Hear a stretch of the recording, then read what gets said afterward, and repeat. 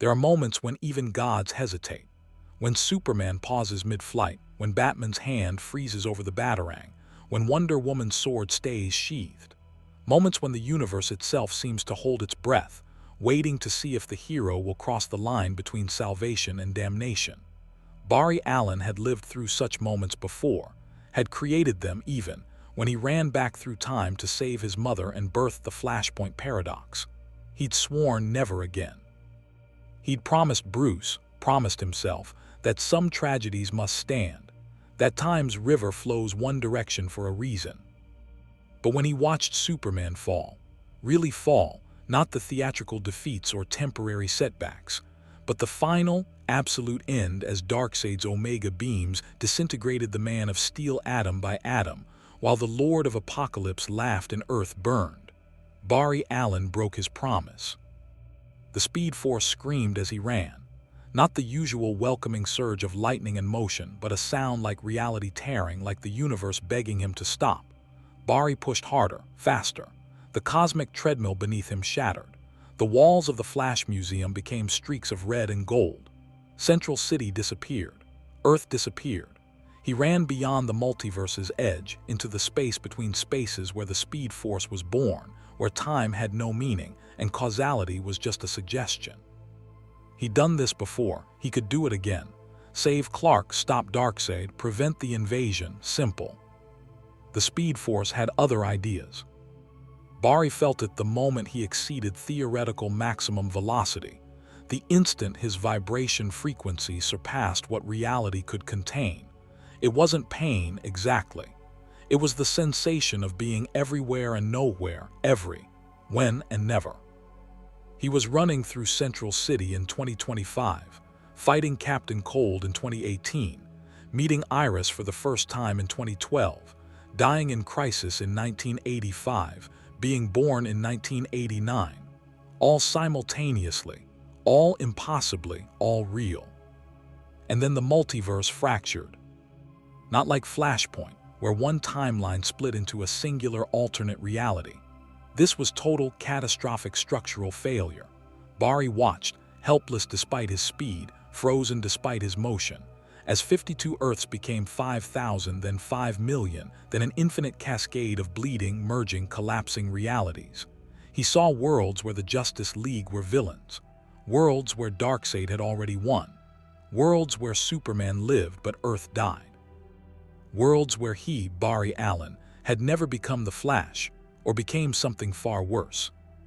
The Speed Force, that beautiful golden lightning that had defined his life, turned crimson and black. It hemorrhaged across dimensions like an arterial spray across an infinite canvas. Barry tried to stop running. His legs wouldn't obey. The Speed Force had him now, puppet and puppeteer both, forcing him to witness what his heroism had wrought.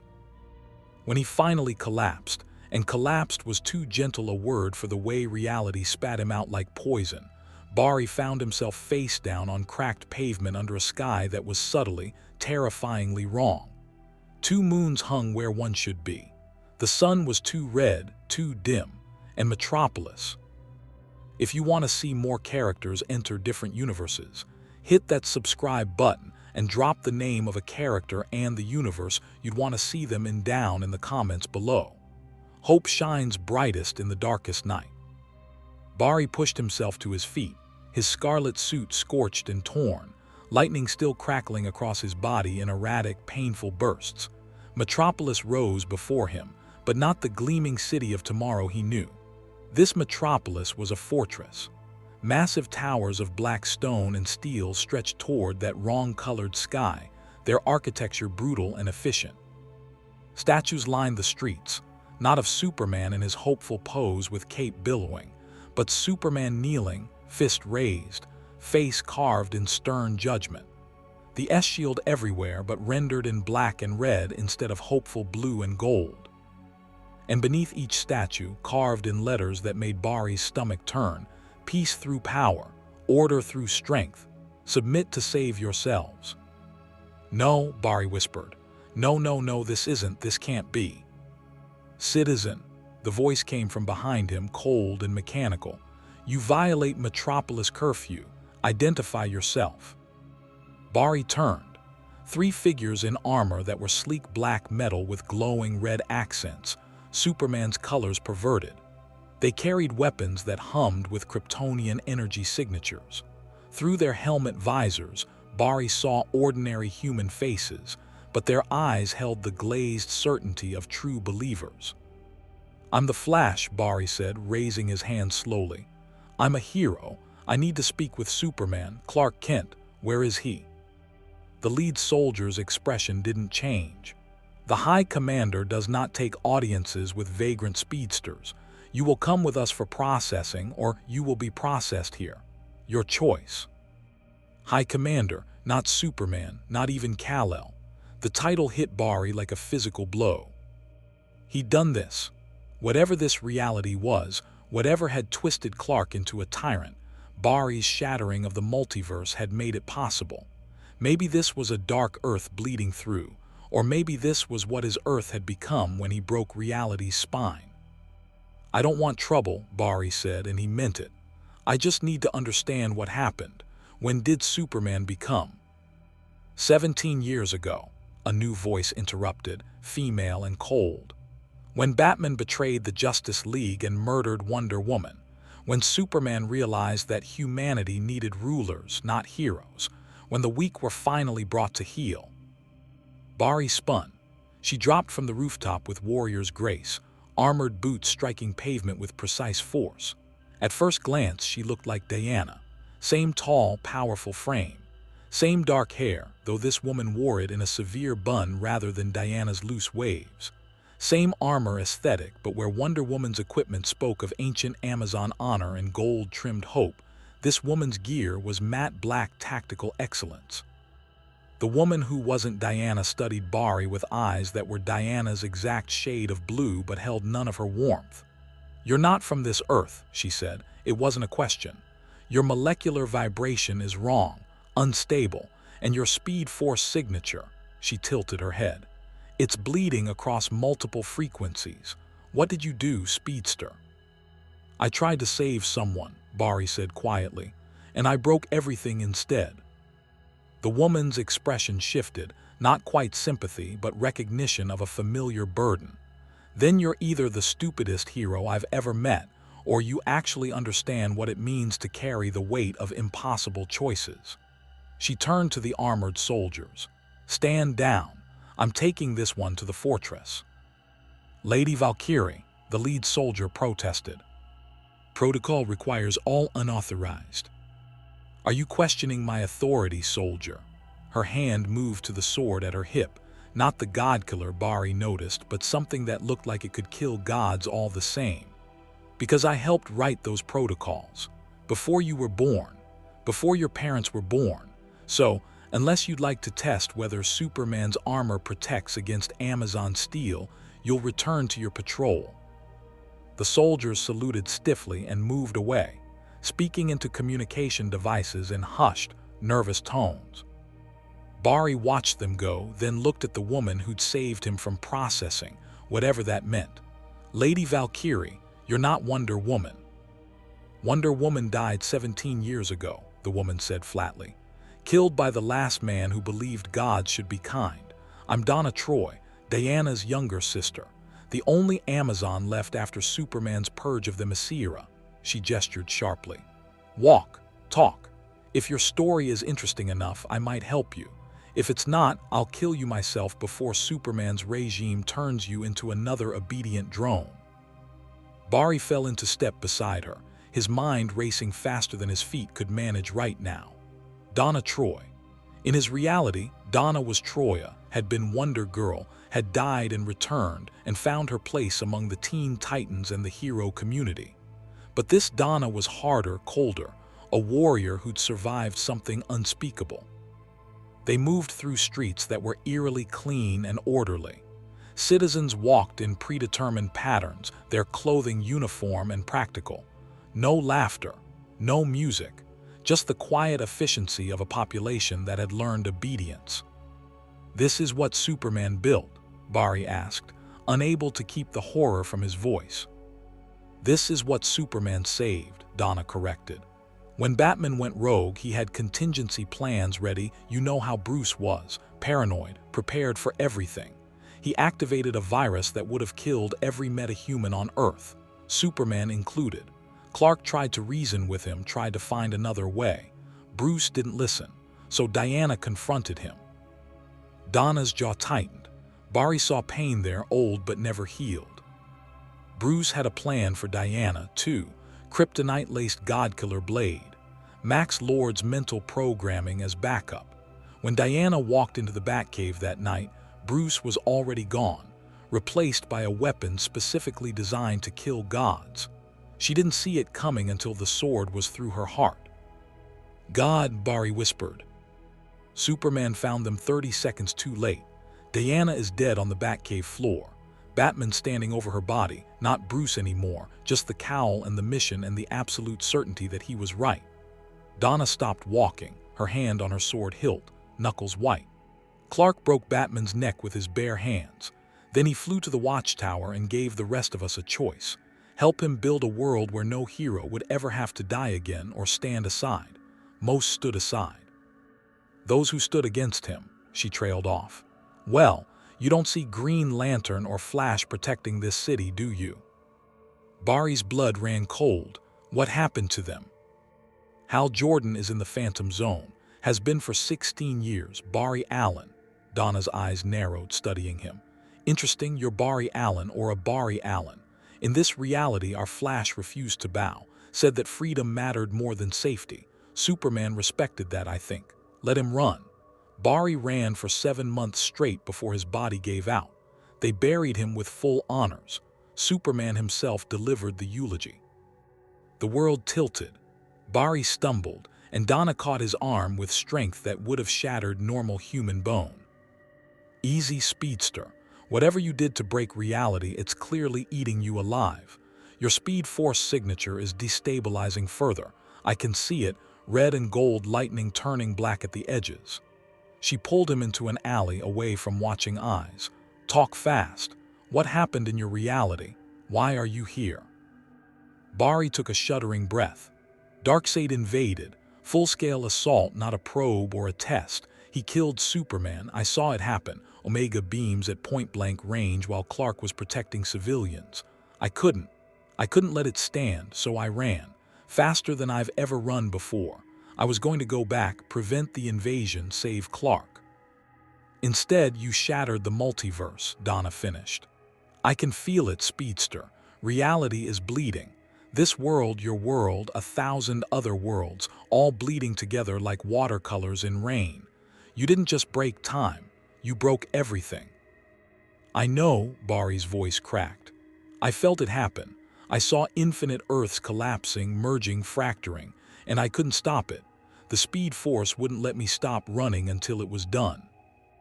Donna studied him with eyes that had seen too much, survived too much. Then you've accomplished something truly impressive, Barry Allen from another reality. You've done what Darkseid, Anti-Monitor, and Barbados combined couldn't manage. You've killed the multiverse. Lightning crackled across Barry's body, crimson and gold warring with spreading black corruption. I can fix this. I have to fix this. If I can just access the Speed Force properly, find the right frequency. The Speed Force is dying, a new voice said, and Barry's heart stopped. He emerged from deeper shadows in the alley, a figure in red and gold, but the colors were wrong, faded and torn. The lightning bolt on his chest was cracked down the middle. His face was Barry Allen's face, but older, scarred, eyes haunted by horrors Barry couldn't imagine. I'm you, the other Barry said simply. Or I was you in a reality where Superman's invasion of Apocalypse succeeded, but Darkseid's dying curse poisoned the Speed Force itself. I've been running through dying timelines for 3 years, trying to outrun the end. But you, he pointed at Barry with a trembling hand. You finally did it. You killed the Speed Force. I felt it die. Every speedster across infinite realities felt it die. No, Barry whispered, it can't be. There are more, a third voice said, and another Barry Allen stepped from the alley's far end. This one younger, costume pristine but eyes filled with rage and red lightning. So many more of us, scattered across your fractured multiverse. All the choices we made, all the timelines we created, all bleeding together now. Some of us tried to be heroes, the scarred Bari said quietly. Some of us became gods, the red lightning Bari snarled. And some of us, a fourth Bari said, dropping from the rooftop in a costume of black and gold with eyes that glowed crimson, became something worse. Donna Troy drew her sword, placing herself between the prime Bari and the gathering variants. Well, she said dryly, this just became significantly more complicated. Bari stared at his other selves, heroes and monsters wearing his face. All born from the infinite possibilities he just shattered and merged. Somewhere in this broken multiverse, Clark was a tyrant. Diana was dead. Bruce was a murderer. Hal was imprisoned. And Bari Allen existed in a dozen forms, each one a reminder of what happens when the fastest man alive makes one catastrophic mistake. The speed force flickered and died within him, then surged back to unstable life, then died again. Reality itself was having seizures, unable to decide which version of existence was real. I need to find Superman, Bari said, his voice steadier than he felt. The Superman from my reality. If he's still alive somewhere in this mess, if any version of the Justice League survived. You need to understand something first, Donna interrupted, her sword still raised toward the variant Baris. In this reality, Superman is absolute. He controls everything from Metropolis to Mars. If you go to him claiming to be from another Earth, claiming that his perfect order is just one possibility among infinite broken realities, he will kill you. Not to imprison you, not give you a chance to explain. He will end you because you represent chaos. And Superman ended chaos 17 years ago. Then I won't go to him, Bari decided. I'll find the people who stand against him. You said there was resistance. Donna's lips quirked in something that wasn't quite a smile. There's always resistance. Even in the darkest timeline, some people refuse to kneel. She sheathed her sword. Fine. You want to meet the people still fighting Superman's peace. Follow me. But know this, speedster. If you're lying, if you're some trick of Lex Luthor's or another one of Superman's tests, I will put Amazon steel through your heart. Diana's death taught me that mercy is a luxury heroes can't afford. The variant Baris watched in silence. The scarred one nodded slowly, as if understanding what had to happen next. The red lightning Bari laughed, a sound like breaking glass. The black and gold Bari simply vanished in a burst of corrupted speed force energy. They're me, Bari said quietly. All of them are me, all the choices I might have made, all the timelines I destroyed. Then you'd better hope, Donna said, already moving toward the alley's exit, that the you standing here right now makes better choices than they did. Because this reality is already one of the darker possibilities. And if the multiverse truly shattered the way you claim, then somewhere out there are timelines so corrupted, so twisted, that this world would look like paradise by comparison. Bari followed her, leaving his variant selves behind in the shadows. But he could feel them, not just those three, but dozens, hundreds, perhaps thousands of Bari Allens scattered across the fractured multiverse. Some running toward redemption, some running toward damnation. And all of them are running out of time. The resistance operated from a place Bari never expected, 300 feet beneath what used to be the Hall of Justice. Donna led him through maintenance tunnels that smelled of rust and recycled air, past security systems that had clearly been designed by someone who understood both Kryptonian technology and human paranoia. Every 50 feet, another checkpoint, retinal scans, DNA verification. Psychological baseline tests are administered by automated systems that would fry intruders with lethal force if they detected deception.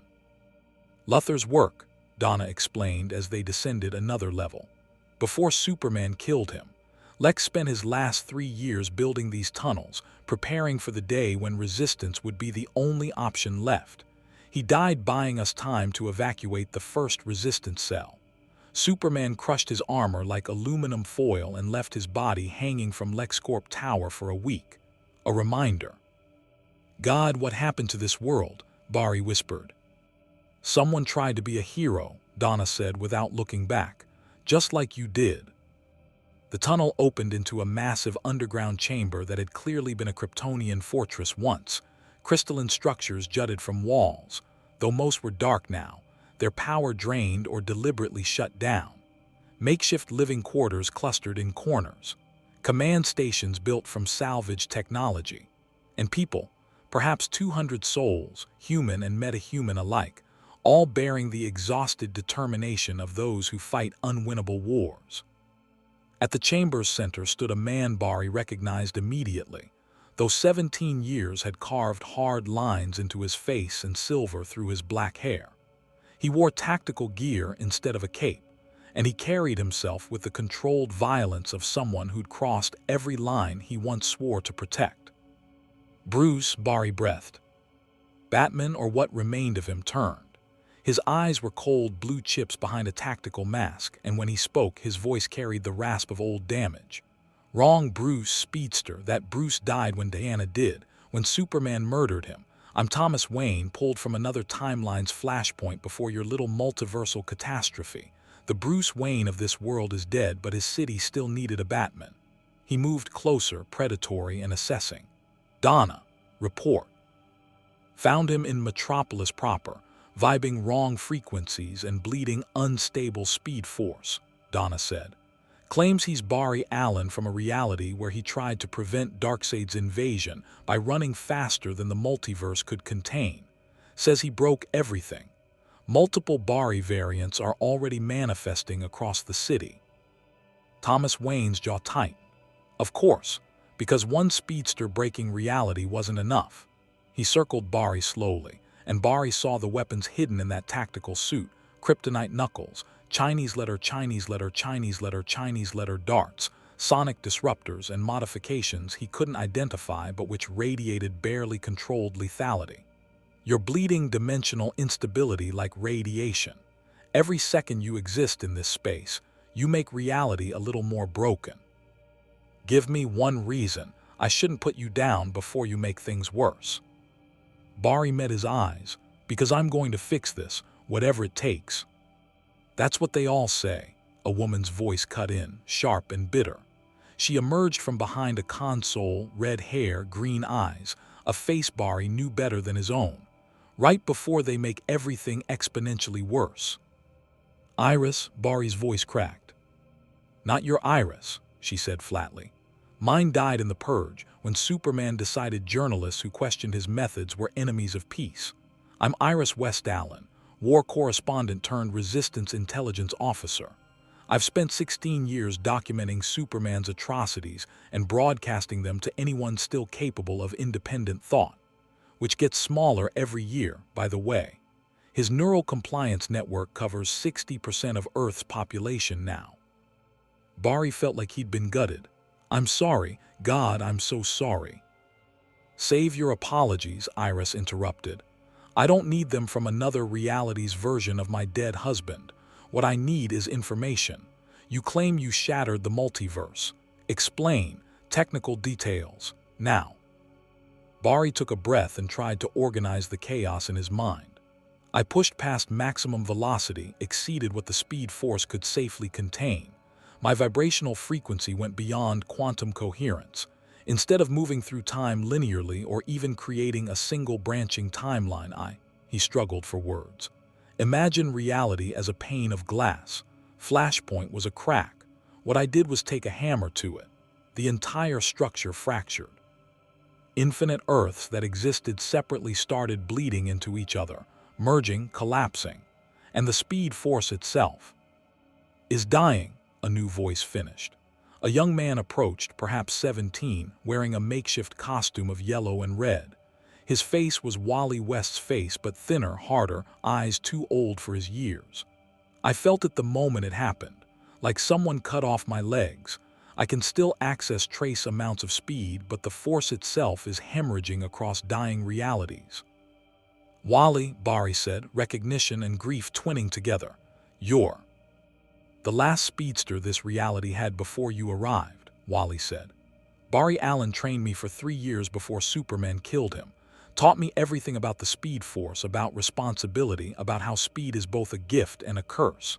Then he ran until his heart exploded rather than kneel to tyranny. Wally's hands clenched. And now you show up, wearing his face, claiming you killed the thing that made him special. The thing that made both of us special. The Speed Force flickered within Barry, weakening, strengthening, dying by inches. He could feel it now, the way Wally and the other variants must feel it, like breathing with punctured lungs, like trying to hold water in a shattered cup. I didn't mean to, Barry started.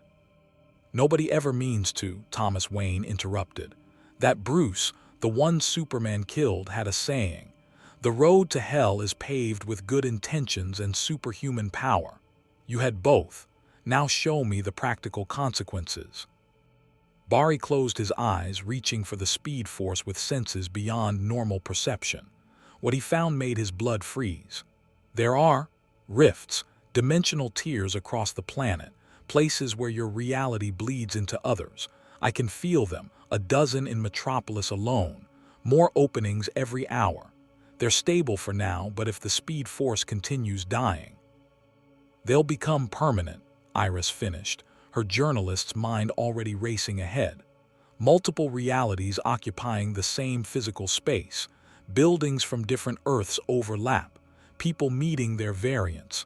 Laws of physics contradict each other. Worse, Barry said, some of those realities are dark, nightmare worlds where evil won completely. The Dark Multiverse that should be sealed away, if those rifts widen. An alarm shrieked through the chamber. Red lights bathed everything in crimson urgency. Thomas Wayne's hand went to his weapons instantly, and Donna had her sword drawn before Barry could process what was happening. Contact, a voice shouted from the security station. Dimensional rift opening, Section 7. It's widening, multiple signatures. The chamber's far wall rippled like disturbed water. Reality tore itself apart with a sound like screaming metal, and through the rift poured figures that made Barry's stomach turn. They were Barry Allen's, dozens of them. But these weren't variants like the ones he'd encountered in the alley. These were corrupted, twisted by darkness that no speedster should ever touch. Their costumes were black and red, their lightning crimson shot through with void black tendrils. Their eyes glowed with Speed Force energy that had gone septic, and when they smiled, Barry saw teeth too sharp, too many. Found him, the lead corrupted Barry said, his voice layered with dozens of overlapping frequencies. The Prime, the fool who broke everything and made us possible. He gestured to the horde behind him. We are the Black Flash Legion, every Barry Allen who gave in to darkness, every speedster who learned that heroism is weakness, every version of you who chose power over principle. And we've been waiting in the dark corners of dead timelines for someone stupid enough to open the doors. Defensive positions, Thomas Wayne roared, already moving. Resistance fighters scrambled for weapons. Donna Troy launched herself at the nearest Black Flash variant with Amazon Fury. Wally West vibrated to speed, his diminished connection to the dying Speed Force still enough to fight. But the Black Flash Legion was faster. They phased through defenders like ghosts, each touch leaving corrupted Speed Force burns. One grabbed a resistance fighter and vibrated his hand through the man's chest, not to kill with a single strike, but slowly, letting him feel every molecule separate. Another laughed as bullets passed through him harmlessly, then returned the favor by vibrating bullets back through the shooters. Barry moved without thinking, Speed Force surging despite its instability. He intercepted a Black Flash variant mid-strike, redirecting the corrupted speedster into a crystal column with force that should have shattered bone. The variant just laughed and kept coming. You can't beat us, Prime, the lead Black Flash said, circling Barry like a shark. We're what you become, what you've always been beneath the heroism and self-righteousness. You broke the multiverse because you couldn't accept loss. That's not heroism, that's ego. Divine, absolute ego. You think you're better than Superman in that shiny suit. At least he owns what he is. I'm nothing like you, Bari growled, throwing a lightning-fast combination that the variant blocked effortlessly. You're exactly like us, you just haven't admitted it yet. The Black Flash variant's grin widened. But you will. The Speed Force is dying, Bari, and when it's gone, when you're just a man in a red suit with no power, no purpose, no way to fix your mistakes, you'll understand. Heroes are just villains who haven't been pushed far enough. An explosion rocked the chamber. Thomas Wayne had detonated something. Kryptonite-laced thermite, Bari realized, designed to hurt Kryptonians but effective against speedsters if they couldn't phase fast enough. 3 Black Flash variants went down screaming, their corrupted Speed Force connection disrupted by exotic radiation. Fall back, Thomas ordered. Collapse Tunnel 7 and seal Section 6, move. Donna fought like a goddess of war, her sword carving through speedsters with the technique Diana must have taught her. But for every variant she cut down, 2 more poured through the widening rift. Wally West ran interference, using his limited speed to create barriers of compressed air, but Bari could see him flagging, the dying Speed Force unable to sustain extended combat. Ira stood at a console, fingers flying across keys. "I've got data," she shouted. "From the rift's energy signature. Bari, your dimensional vibration is acting like a beacon.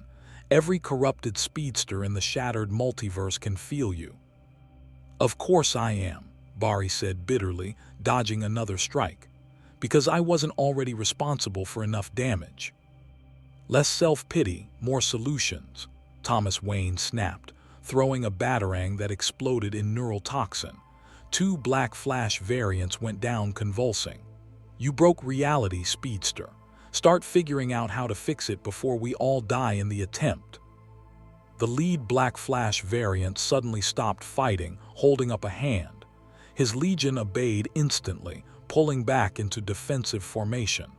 "Actually," he said, "that's exactly what we wanted to hear." Bari tensed. "What?" "You want to fix the multiverse. You want to repair what you broke." The variant's smile was cruel and knowing. "There's only one way to do that, Prime. Only one source of power is great enough to weave reality back together, and it's not the Speed Force. That's dying. No, you need something older, darker, more fundamental." "The Dark Multiverse," Bari whispered, understanding and horror arriving simultaneously. "The Dark Multiverse," the variant confirmed. "Every nightmare, every failed timeline, every reality where darkness won. They're all still there, pressed against the walls of stable reality like prisoners against cell doors. And you, with your catastrophic mistake, just broke those doors open. So here's your choice, hero. Stay here and watch as the Black Flash Legion kills everyone you've ever known across infinite realities." He gestured to the rift, where darker things were beginning to emerge, shadows that weren't quite speedsters, horrors that wore Bari Allen's face like a mask over something infinitely worse. "Or come with us, learn what we learned, accept what we became, and harness the Dark Multiverse's power to fix your mistake." "Don't listen to him," Donna said, blood streaming from a dozen cuts. "Whatever they're offering is poison." "Is it?" the variant asked.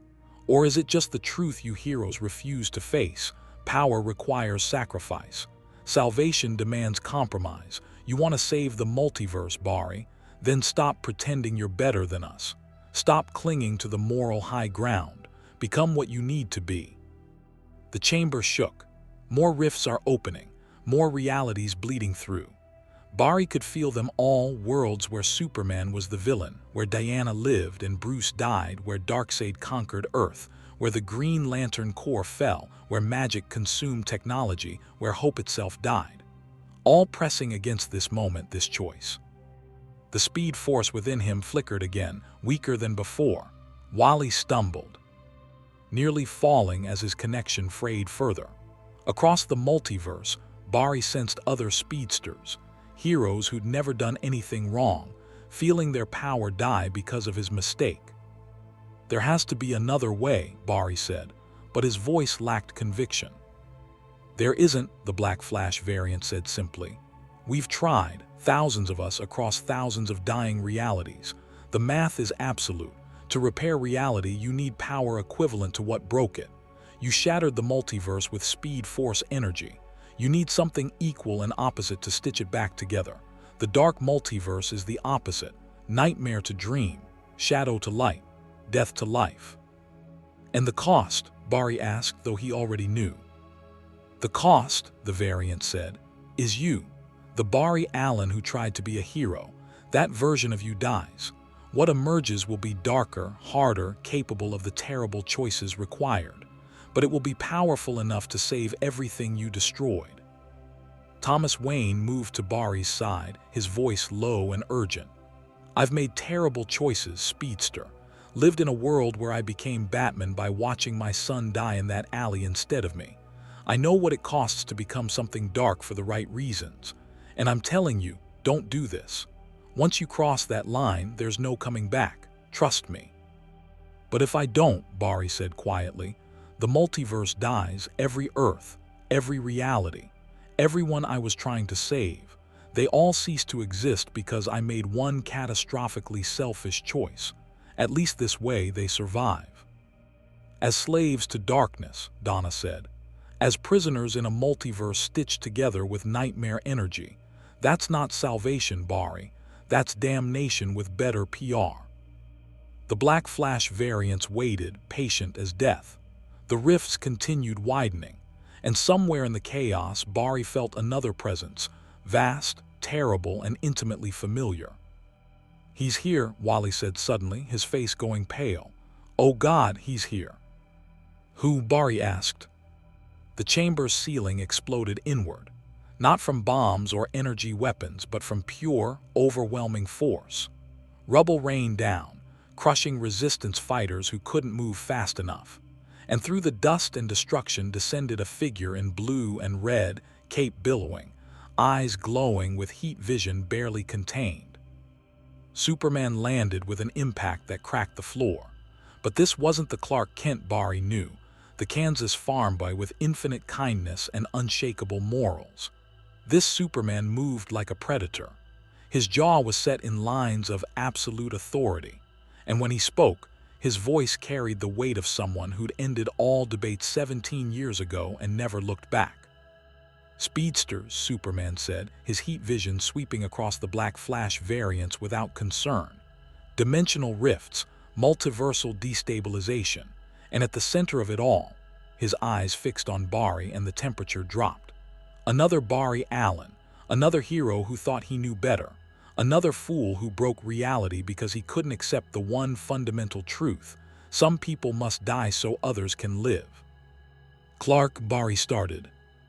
I'm not your Clark, Superman interrupted. Your Clark is probably still playing at heroism, still pretending that power without control is anything but disaster waiting to happen. I learned better. I became better. And now you've brought your chaos to my world. Unacceptable. He moved faster than Barry could track. Not speedster fast, but Kryptonian combat velocity that didn't need the speed force. His hand closed around Barry's throat, lifting him off the ground with effortless strength. You have one chance to explain, Superman said, heat vision flickering at the edges of his eyes. Why I shouldn't end you right now and solve at least one problem cleanly. Barry struggled to breathe, to speak, to access the dying speed force. But this Superman's grip was absolute, his Kryptonian biology overwhelming everything else. The Black Flash variants watched with interest. Thomas Wayne's hand moved toward a kryptonite weapon. Donna calculated angles for a killing strike. Iris's face showed calculations, a journalist's mind weighing whether Barry's death might actually help or doom them all. And in that moment, suspended between heroism and corruption, between salvation and damnation, Barry Allen finally understood what his mistake had truly cost. It wasn't just the multiverse that shattered. It was the fundamental belief that heroes could save everyone, that good intentions mattered, that one person's choice to refuse loss could be anything but cosmic-scale arrogance. The speed force died a little more within him. Reality bled a little more around him. And somewhere in the dark multiverse, something vast and terrible smiled, sensing its moment approaching. Superman's grip tightened, and Barry felt his windpipe collapsing. Heat vision flickered closer, twin red suns promising instant vaporization. But then something unexpected happened. The Black Flash variant leader laughed. Not the cruel mockery from before, but genuine amusement that made Superman's eyes narrow. "You're going to kill him?" the variant asked. "The Prime Barry, the one anchor holding together what's left of the fractured multiverse." He gestured to the widening rifts, to the reality bleeding through crystal walls. "Go ahead, Kal-El. Crush his throat. See what happens when you murder the only thing keeping infinite Earths from collapsing into singular, absolute non-existence." Superman's hand didn't move, but his heat vision dimmed. "Explain, quickly." "He broke the multiverse," the variant said, packing with predatory grace. "But in breaking it, he became its linchpin. His vibrational frequency, unstable as it is the only thing maintaining even this level of coherence.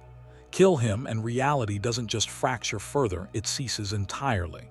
Every Earth, every timeline, every possibility, gone, including this one. Including your perfect, orderly world where you've finally achieved what Superman always wanted. Absolute peace through absolute control." Superman's jaw tightened. He looked at Barry with eyes that weighed lives like equations, calculating whether the risk of keeping him alive outweighed the certainty of chaos he represented. Finally, with clear reluctance, he released his grip. Barry collapsed, gasping, speed force lightning crackling across his body in erratic bursts as he struggled to breathe. "Thomas," Superman said without looking away from Barry, "status of containment protocols." Thomas Wayne's voice was cold. "Non-functional. Your entrance destroyed Section 7 entirely. 73 resistance members are dead. Another 40 were injured. But I'm sure that's acceptable collateral damage in pursuit of order." "It is," Superman said flatly. 73 martyrs who died opposing peace are 73 fewer problems for the 6 billion people who choose to live safely under proper leadership." He gestured sharply. "Lock down remaining sectors. Route surviving personnel to auxiliary positions.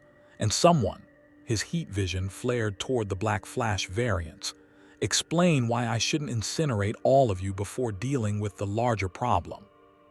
"Because we're the solution," the variant leader said. "Or part of it. This Barry broke the multiverse with heroic intention and speed force excess. To repair it requires equivalent power channeled with darker clarity. We've already walked that path. We know what he needs to become." "Corruption," Donna said, her sword still drawn. "You're offering corruption as salvation." "I'm offering pragmatism," the variant corrected. "Superman understands, don't you, Kal-El? You crossed your line 17 years ago, killed Batman, conquered Earth, became the tyrant everyone always feared you could be. And what happened? The war ended. Crime has been nearly eliminated. Humanity thriving under guidance instead of floundering in freedom. You chose power over principle, and the world is better for it." "The world is a prison," Ira said quietly, but her voice carried. "I've documented 17,000 political disappearances, neural compliance networks that override free will, re-education camps where dissidents are erased and replaced with obedient shells, children taken from parents deemed ideologically unsuitable. This isn't peace, Superman. This is the extinction of everything that makes us human." Superman's expression didn't change. Humanity was suicidal. Given freedom, they chose war, poverty, environmental collapse, and mutual annihilation. I gave them survival. If that requires oversight, then oversight is what they receive. If that makes me a tyrant in the eyes of people who romanticize chaos, so be it. "Clark," Barry started, but Superman cut him off with a gesture. "I'm not the Clark Kent you knew. That Clark died the night Diana did. That Clark believed in redemption, second chances, and the inherent goodness of human nature. 17 years of absolute rule taught me better. People aren't good, Barry. They're manageable. and management requires the firm hand of someone powerful enough to enforce peace, whether they want it or not. A rift pulsed, reality bending.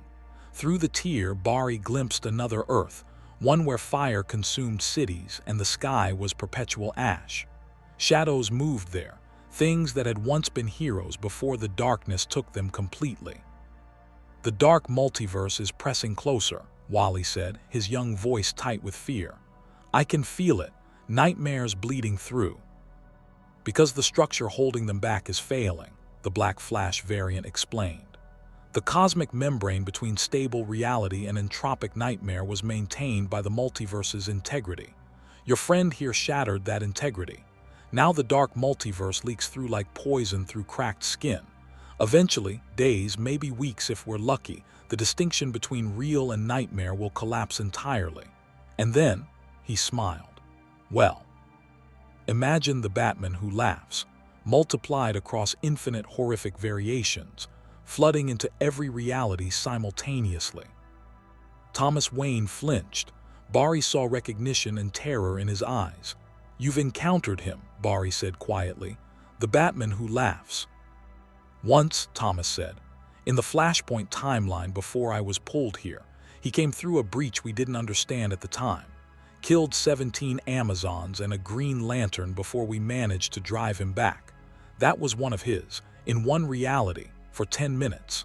His hand tightened on his weapon. If the Dark Multiverse fully breaches, there won't be anyone left to remember we tried to stop it." Superman's heat vision intensified, twin red stars of barely contained power. "Then we have one option: seal the breaches, repair the multiverse's structural integrity, and eliminate the variable that caused this catastrophe." His eyes were fixed on Bari. "Unless you can prove you're worth the risk of keeping alive." "I can fix this," Bari said, forcing himself to stand despite bruised ribs and failing speed force. "Not through darkness, not through corruption. There's always another way." "Is there?" Superman interrupted. "Tell me, Bari, in your reality was I alive? Was I the hero you remember? The symbol of hope and justice and all those pretty lies we tell ourselves?" "Yes," Bari said. You are the best of us." "And where did that get me? Dead. Killed by Darkseid while protecting people who can't protect themselves. Your heroic Clark Kent, your symbol of hope, he failed. He died. And his death is what drove you to break reality rather than accept loss. So don't lecture me about another way. I've lived that way. It ends in ash and corpses and good men, dying for people who'll never be worth their sacrifice." "That's not true," Bari said, but his conviction wavered. Because hadn't he proven Superman's point?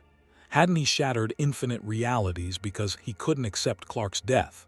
Because he thought he knew better, thought one more impossible run could fix everything?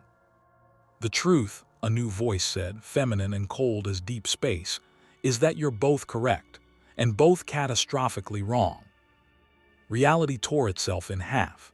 Not a rift, a doorway, carved with precision that spoke of power beyond even Superman's comprehension. Through it stepped a figure that made Bari's Speed-Force connection scream in recognition and terror. She was tall, impossibly so, her form shifting between states, now corporeal, now energy, now something that hurt to perceive. Her costume was midnight blue shot through with silver stars that weren't decorative but actual stellar matter, compressed and contained. Her face was beautiful and terrible, ageless and ancient, and her eyes held the weight of infinite dead realities. "I am the Monitor," she said, voice resonating across multiple dimensions. "Or what remains of the Monitors after your shattered multiverse killed most of my siblings. I am Zura of New Genesis, elevated to Cosmic Observer, and I have watched this cascade of catastrophic choices with increasing concern." Superman didn't attack, couldn't, Bari realized, because the Monitor existed on a level even Kryptonian power couldn't easily reach. Instead, he stepped between her and the Resistance, protective instinct overriding tyrannical pragmatism. "State your purpose, quickly." "My purpose," Zura said, "is preventing absolute multiversal collapse. which requires all of you to stop posturing and address the fundamental problem." She gestured to Bari. "The speedster broke reality. That cannot be undone, but it can be managed if he accepts responsibility and power in equal measure." "The Black Flash Legion already offered corruption as solution," Donna said. "If you're here to make the same pitch with better rhetoric." "I'm here," Zura interrupted, "to offer the actual solution. Not darkness, not heroism, but balance." She moved toward Bari, and reality bent around her like water around a stone. "You shattered the multiverse, Bari Allen. In doing so, you scattered the speed force across infinite dying timelines. It's not dead, it's fractured. Pieces exist in every reality that still maintains even partial coherence, and those pieces are being hoarded." "By who?" Bari asked. "By him," Zura said, pointing directly at the Black Flash variant leader. "And by every corrupted speedster who sees fractured speed force as a resource to be exploited rather than a responsibility to be honored. They're collecting it, concentrating on it, preparing to reshape reality according to their design, which involves significantly more tyranny and significantly less free will than even Superman's regime managed." The Black Flash variants shifted, predatory energy suddenly focused. The leader's smile remained, but something darker moved behind his eyes. "Interesting accusation, Monitor. Can you prove it?" "I don't need to prove it," Zura said. "The Speed Force recognizes its true wielder. Watch." She gestured toward Bari, and pain exploded through his body. Not injury, but awakening, like blood returning to a limb too long numb. The dying speed force within him suddenly surged, but not from his own power. From outside, from the Black Flash variants. They screamed, all of them, simultaneously, as golden lightning erupted from their bodies against their will. The corrupted speed force they'd been hoarding, stolen from dying timelines and murdered speedsters, tore free. It flooded into Bari like a dam breaking, and for one infinite instant, he felt everything. Every timeline, every Earth, every Bari Allen who'd ever lived or would ever live. Every choice made, every consequence suffered, every victory and failure, and every moment of absolute moral clarity or catastrophic doubt. The speed force wasn't just energy. It was connection memory, the accumulated experience of every speedster across all realities bound together in a singular purpose. And that purpose was screaming at him to fix what he'd broken. Bari's body lifted off the ground, suspended in a cocoon of pure speed force energy that was gold and red and crackling with power that made Superman take an involuntary step back. The Black Flash variants collapsed, their stolen power ripped away, leaving them as just men, corrupted and dangerous but no longer supernatural threats. "What did you do?" Bari gasped, voice echoing across multiple frequencies. "I reminded the Speed Force who its chosen champion is," Zura said. "The variants were parasites, leeches feeding on dying energy. You're the prime conduit, the original, the one whose frequency the Force recognizes absolutely. With their stolen power returned to you, you have enough Speed Force energy to begin repairs." But her voice hardened. "There is a cost." "There's always a cost," Bari said bitterly. "This one is absolute," Zura continued. "To repair the multiverse, you must run the cosmic treadmill at speeds that will tear your body apart. You must visit every fractured reality, thousands of them, and re-establish proper vibrational frequencies. You must weave the speed force back into a singular, coherent structure rather than scattered, dying fragments. And you must do this knowing that every second you run, you're burning yourself away. Your cells, your memories, your very existence." "He'll die," Iris said, and her voice cracked despite 17 years of hardening. "He'll cease," Zura corrected. "Not death, dissolution. His energy will merge with the speed force completely, becoming the living foundation that holds the repaired multiverse together. Bari Allen will no longer exist as an individual consciousness, but the multiverse will survive." Silence fell like a guillotine blade. Even Superman had nothing to say to that. What argument could justify refusing sacrifice on that scale? Bari felt the speed force flowing through him, golden and pure and impossibly vast. He felt every speedster across infinite realities. The heroes, the victims, the corrupted variants, all of them connected through him now. And he felt the cosmic treadmill, that device built by his own hands in 1,000 realities, waiting in the space between spaces for one final, impossible run. "There has to be another way," Wally said, his voice young and desperate. "Please, there has to be." "There isn't," Bari said quietly. "Is there, Monitor?"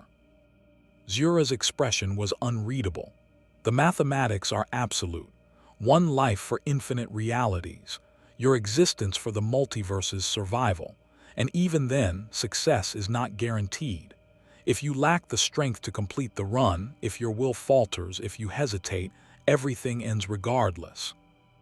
"But if he succeeds," Thomas Wayne said slowly, "reality repairs. Does the Dark Multiverse get sealed back, the rifts close?" "Reality stabilizes," Zura confirmed. "Not perfectly. The scars will remain, places where the multiverse fractured will always be weaker, more prone to future breaches. But the immediate catastrophe will be averted. The Dark Multiverse will be contained, and the speed force will function again, choosing new avatars to carry its power forward." Superman's heat vision had faded, but his expression remained hard. "And if we refuse to let him run? If I decided the risk of Bari Allen attempting this repair outweighs the certainty of his dissolution?" "Then the multiverse ends in approximately 72 hours, Zura said flatly. "The Dark Multiverse will flood through complete structural collapse. Nightmare versions of every hero will manifest simultaneously. The Batman who laughs and worse will walk freely across infinite dying Earths. And in the end, nothing will remain except darkness and entropy and the knowledge that you chose pride over salvation." The chamber shook. "Another rift is opening, wider than before. Through it, Bari saw a nightmare Earth, one where Superman was a monster in truth, where he'd carved continents into prison camps and seas ran red with dissenter blood. That world Superman smiled with eyes like burning coal and raised a hand in mocking salute. "They're coming," the depowered Black Flash variant leader said, his voice hoarse without stolen speed force. "All the corrupted versions, all the monsters. They've been waiting for the barriers to fail, and your friend here gave them exactly what they needed." Bari lowered himself to the ground, speed force crackling but controlled now. His body, a living battery of power that could repair everything he'd broken or die trying. He looked at the faces around him. Superman the tyrant, Thomas Wayne the dark reflection, Donna Troy the surviving warrior, Iris West who'd lost everything, Wally West the last hope, and Zura the monitor who'd seen countless realities live and die. "I'll do it," Bari said.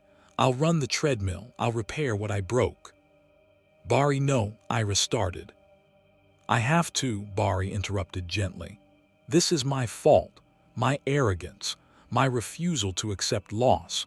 I broke infinite realities because I thought I knew better than the universe itself. The only way to make that right is to become the foundation holding it all together. It's actually kind of perfect. The man who couldn't accept death gets to die in the most absolute way possible."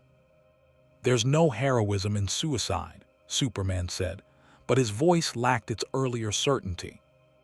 "There's no heroism in refusing responsibility either," Bari countered. "You killed Batman and conquered Earth because you thought you knew better. How'd that work out? This world is stable, sure, but it's not alive, not really. Just a museum of what humanity could be if they weren't human anymore." He met Superman's eyes. "I won't make your mistake, Clark. I won't try to force my solution on everyone else. I'll pay the price myself. Alone." "Not alone," Wally said, stepping forward. "I'm coming with you. The speed force is part of me, too. If you're going to dissolve into cosmic energy, at least let me run beside you until—" "No," Bari said firmly. "You survive, Wally, you live. When this is over, when the multiverse repairs, there needs to be a Flash. Someone who remembers what we stand for. Someone who'll do better than I did. That's you." Zura raised her hand and reality bent. The cosmic treadmill materialized, not the machine Bari remembered, but something vaster, more fundamental. It existed across all dimensions simultaneously, its surface crackling with speed-force energy that predated creation itself. The treadmill will take you through every fractured reality, Zura explained. At each one, you must expend speed-force energy to re-establish proper vibrational frequency. This will hurt. This will feel like dying 1,000 deaths simultaneously. And at the end, when you've repaired the final fracture, you will have approximately 30 seconds to say goodbye to individual existence before the speed force claims you completely. 30 seconds, Bari repeated. Not enough time, never enough time.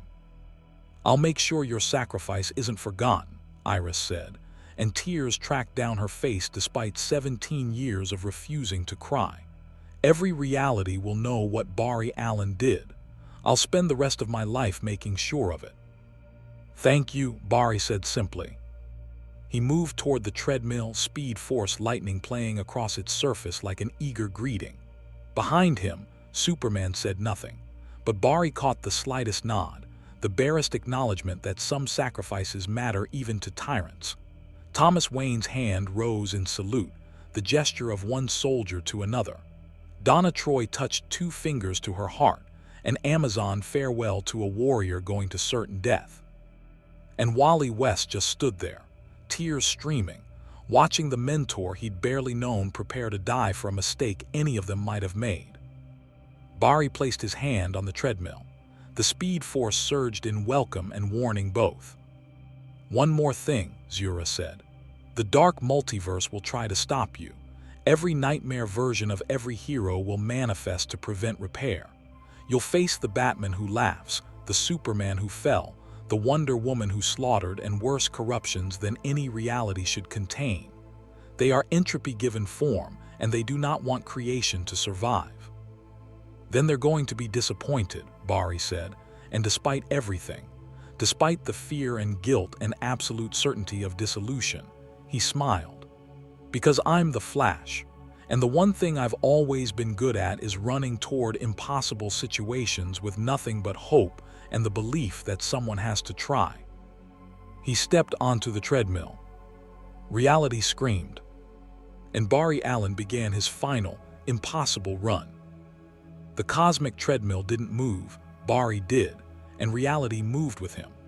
The underground chamber dissolved into streaks of color and sound, Superman's fortress and the Resistance and Wally's desperate face all bleeding away like watercolors in a hurricane.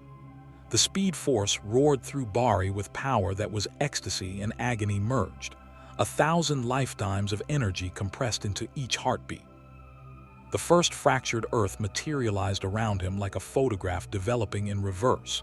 He was still running, would always be running now, but the treadmill had brought him to a reality that existed in 3 states simultaneously. The sky was day and night and something in between, buildings phased in and out of existence, and people walked through each other like ghosts, unaware they occupied the same space as their dimensional variants. Bari could feel the wrongness in his bones. This Earth's vibrational frequency had splintered into discordant harmonics when the multiverse shattered. 3 separate timelines are trying to exist in the same physical space, none quite real, all slowly dying. He reached deep into the speed force, drawing power that burned like touching the sun, and channeled it outward. Golden lightning erupted from his body, spreading across the entire planet in microseconds. He could feel the 3 timelines, one where the Justice League had defeated Darkseid, one where they'd failed, one where the invasion never happened, and he forced them apart, re-establishing proper separation, weaving the speed force into a new foundational structure. The pain was immediate and absolute. It felt like his cells were being torn apart and reassembled wrong, like his nervous system was conducting electricity designed for stars. Bari screamed, but the sound was lost in the thunder of reality repairing itself. The 3 Earths separated cleanly, each settling into its proper dimensional frequency, and Bari felt a piece of himself, something essential and irreplaceable, burn away in the process. One down, 4,617 to go. The treadmill yanked him onward. No rest, no recovery. The speed force drove him forward because stopping meant death for everything. The second Earth was worse. This reality had merged with its Dark Multiverse counterpart, a nightmare world where Superman had been Darkseid's son instead of Jor-El's. The twisted Kal-El ruled from a throne of skulls, and the entire planet screamed with a frequency that felt like nails on reality's chalkboard.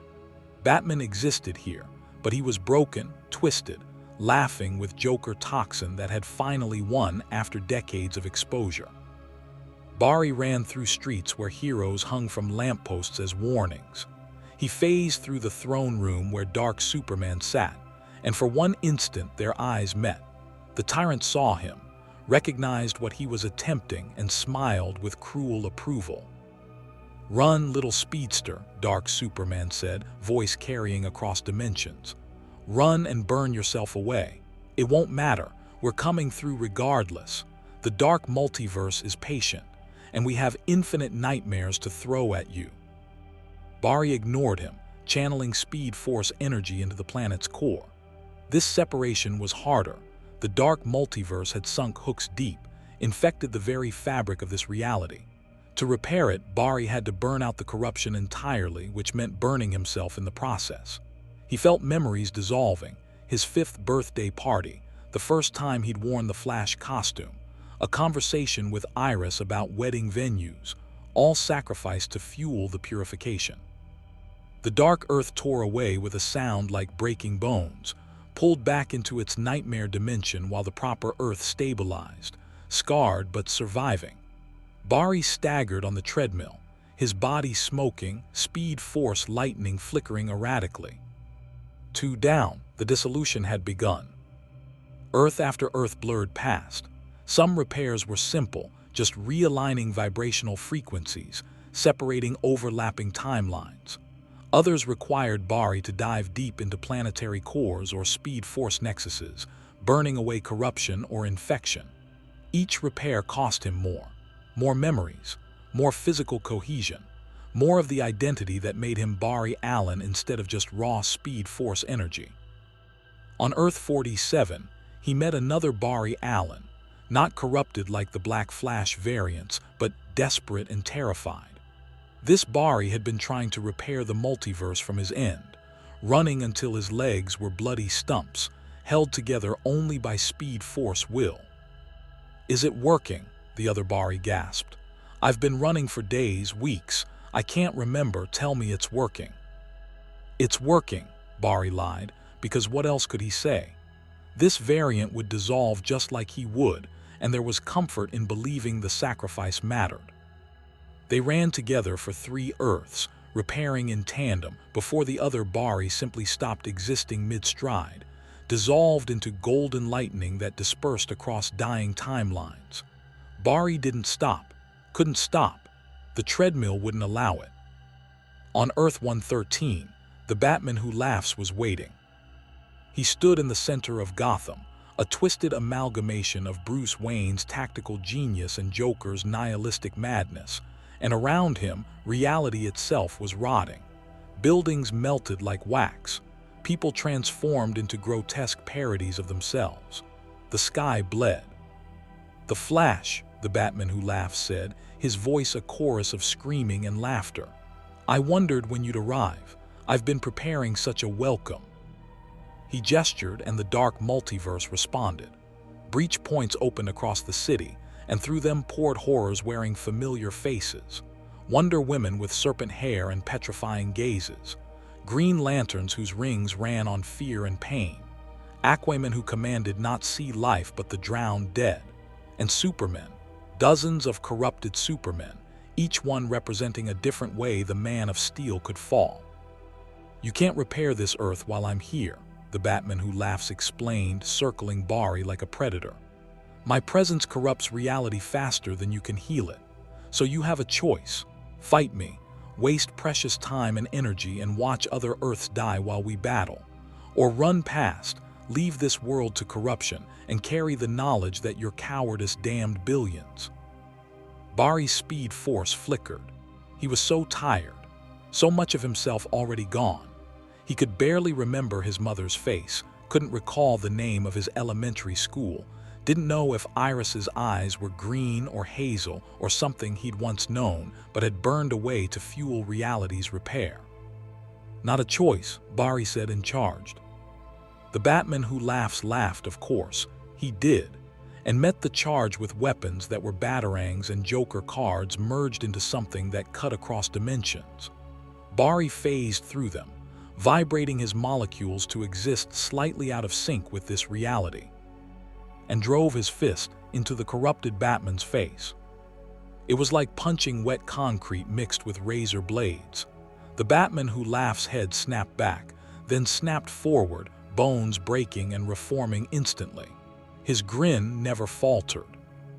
"That's it," he crooned. "Waste yourself on me. Every punch you throw, every second you fight, that's speed force energy not going toward repair. That's your existence burning away for nothing. This is what I do, Flash. I make heroes choose between impossible options and laugh while they destroy themselves trying to find the right answer." Barry knew it was a trap, knew that fighting was exactly what the Batman who laughs wanted. But leaving this Earth to corruption, abandoning billions to nightmare transformation, that wasn't acceptable either. So he fought. Speed Force lightning became weapons, spears of golden energy that he drove through the corrupted Supermen, barriers that held back the nightmare variants, shields protecting civilians still struggling to exist in this rotting reality. Each expenditure of power was another memory sacrificed. His father's voice, the taste of his favorite food, the feeling of running just for joy instead of necessity or burden. The Batman who laughs adapted to every tactic, countered every strategy. Because he was Bruce Wayne's mind merged with Joker's chaos, and between them, they knew every trick Barry might attempt. The fight stretched from seconds to minutes, and Barry felt whole lifetimes burning away. Then Wally West appeared. Not the Wally from Superman's tyrannical Earth, but another Wally, older, wearing a costume Barry recognized from photos he could barely remember now. This Wally moved with the confidence of someone who'd been the Flash longer than Barry had been alive in some timelines. "You said I couldn't come," this Wally said, running beside Barry, matching his rhythm perfectly. "But there are infinite Wallys across the shattered multiverse, and a lot of us decided that if Barry Allen is dying to save reality, he's not dying alone." 3 more speedsters materialized. Jesse Quick from an Earth where she'd been the primary Flash, Jay Garrick from a timeline where the Golden Age never ended, and Bart Allen from a future that might never exist if they failed. All of them flickering with unstable speed force, all of them volunteering for dissolution. "We've got the Batman who laughs," Jay said, his ancient face set in determination. "You repair the Earth. That's the mission. We're just covering your run." Barry wanted to argue, wanted to order them back, wanted to refuse their sacrifice. But there wasn't time, and the cosmic treadmill was already pulling him toward the planet's core, where he needed to re-establish proper vibrational frequency. He ran, leaving the other speedsters to face the nightmare. He felt them die. One by one, their speed force signatures flickered and faded as they spent themselves holding back the corrupted heroes. Jessie went first, her energy exhausted, creating a barrier that protected civilians during evacuation. Jay followed, his ancient body finally failing as he ran interference against 3 dark Supermen. Bart lasted longest, his connection to an impossible future giving him extra reserves, but even he eventually dissolved into lightning that dispersed across dying timelines. Barry reached the core, channeled speed force energy in quantities that would have killed a normal person instantly. The Earth screamed as proper physics reasserted themselves, as the Batman who laughs corruption burned away, as reality stabilized, and the Dark Multiverse was forced back through its breach points. When Barry emerged, the Batman who laughs was gone, not defeated, not dead, but retreating because this Earth was no longer hospitable to his existence. But where 4 speedsters had stood, There was only golden lightning fatting into memory. Wally, Jay, Jesse, Bart. Names he could barely hold on to now, faces that were already ghosting from his mind. The treadmill pulled him onward. No time to mourn, no time to process. Reality was still dying and every second mattered. Earth after Earth, timeline after timeline. Bari ran through realities where the crisis had never been resolved, where the anti-monitor still consumed universes. He ran through worlds where magic had overwhelmed technology, where Atlantis ruled surface and sea, where the Green Lantern Corps had fallen and darkness claimed the stars. Each Earth required repairs, and each repair cost him more. His costume was burning away, replaced by pure speed force energy barely contained in humanoid shape. His memories were fragments, disconnected moments he couldn't quite assemble into a coherent narrative. He remembered being a hero, remembered loving someone named Iris, remembered a man in a cape who died, though he couldn't recall the details. On Earth 923, Superman found him. Not a corrupted Superman, not a tyrant or a monster. The Superman, the one Bari had tried to save in his original, catastrophically arrogant run. Clark Kent, alive and whole, standing in the center of a repaired metropolis that sparkled under a yellow sun. Bari, Clark's voice was gentle, concerned. What did you do? Bari tried to remember how to speak. Words were difficult now, his thoughts operating at frequencies beyond language. But for Clark, he managed. Fixed. My mistake. At what cost? Clark stepped closer and Bari saw himself reflected in Clark's eyes, a figure more lightning than man, barely coherent, identity dissolving with every passing second. Bari, you're dying, more than dying. You're ceasing to exist. Had to, Bari managed. Broke everything, my fault, my pride. You saved me, Clark said quietly. This Earth, this timeline. We were drowning in dimensional instability, realities bleeding through, and then golden lightning washed over everything and suddenly we could breathe again. That was you, wasn't it? You're running through every fractured Earth, repairing them all.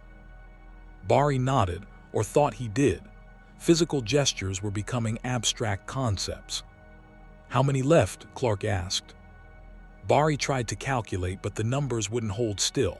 Hundreds, thousands, can't remember. Clark's expression shifted, the look Bari recognized from 1,000 memories he could barely grasp now, the expression of someone who decided to shoulder an impossible burden because someone had to. Then I'm coming with you. Can't cosmic treadmill, only speedsters. I'm Superman, Clark interrupted. I can fly fast enough to keep up with anything short of the speed force itself. And I've watched too many heroes die alone. If you're going to burn yourself away saving the multiverse, you're going to have company for as long as physics allows. He took flight, matching Bari's speed as the treadmill pulled them toward the next fractured Earth. And for a dozen repairs, maybe 24, Superman flew beside the dissolving Flash, using his heat vision to help burn away dark multiverse corruption, his strength to stabilize dimensional anchors, his Kryptonian endurance to shoulder burdens that would have killed normal heroes. But even Superman had limits. On Earth 1247, while repairing a particularly vicious fracture, Clark's speed finally failed. One moment he was there, the next he was falling, unable to maintain the velocity required to keep pace with the cosmic treadmill's dimensional transit. Bari heard him call out, "Finish it, Bari, save them all," before the distance became too great for even super hearing to bridge. Alone again, but not. Bari could feel them now, every hero who'd sacrificed themselves to buy him time, every speedster who dissolved into the speed force to fuel his run, every person across infinite Earths who believed in the possibility of heroism enough to hope, even in darkness. They ran with him, through him.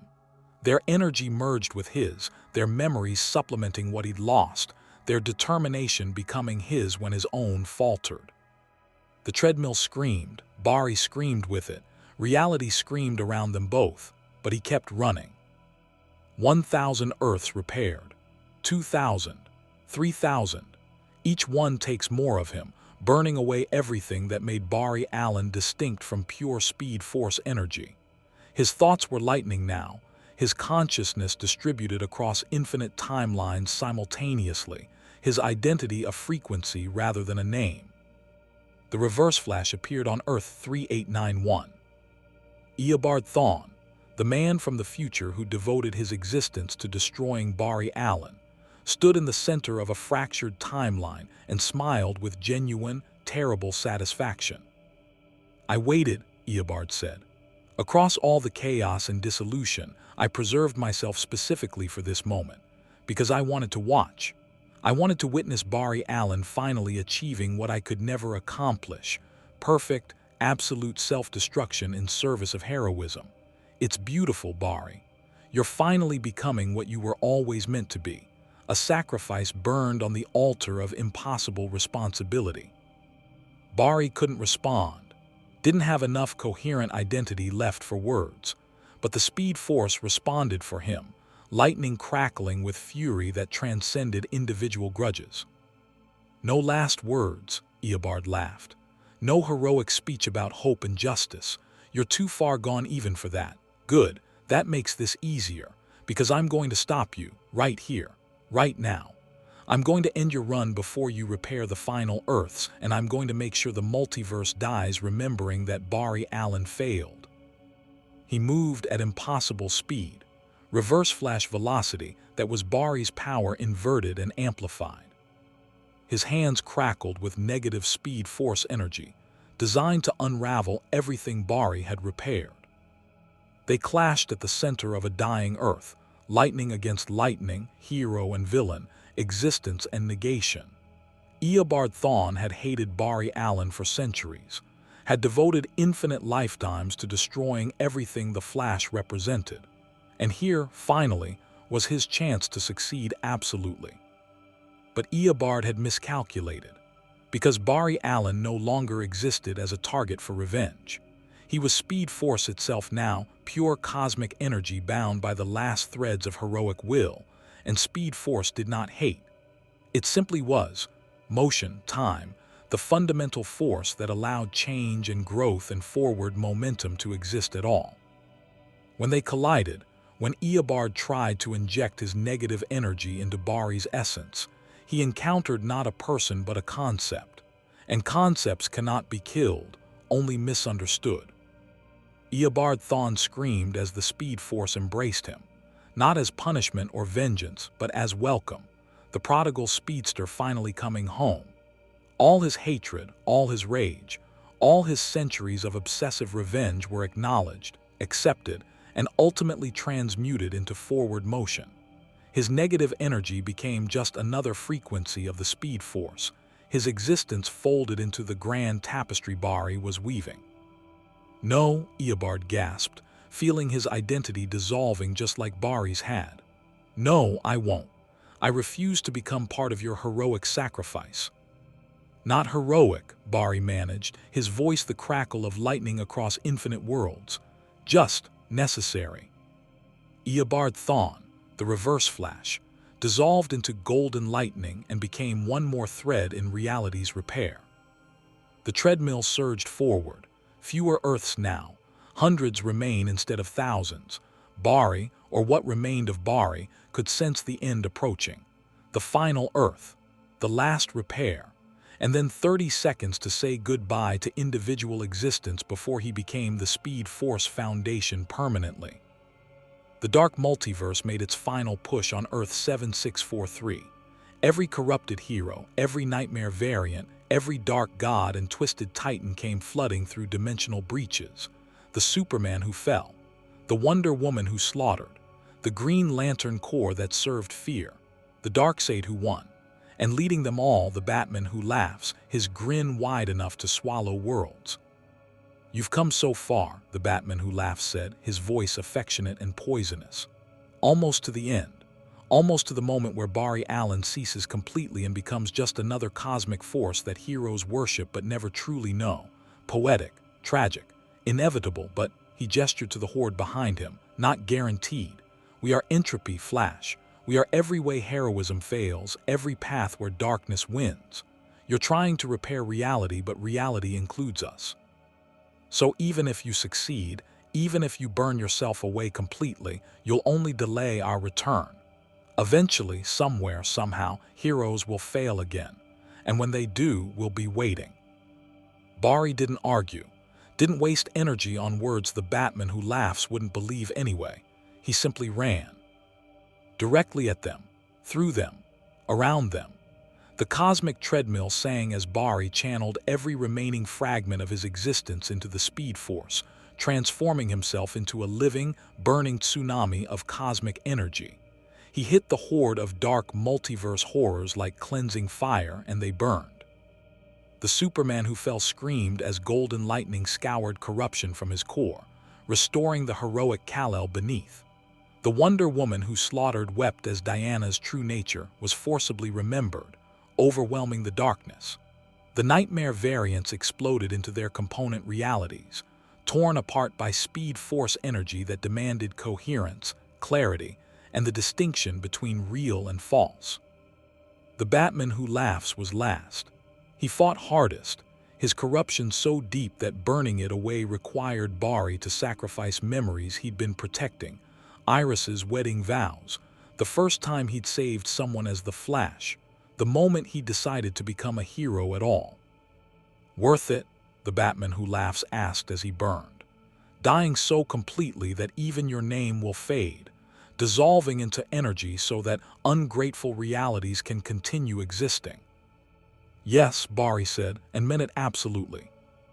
The Batman who laughs laughed one final time before golden lightning consumed him and dragged him back into the Dark Multiverse where nightmares belonged.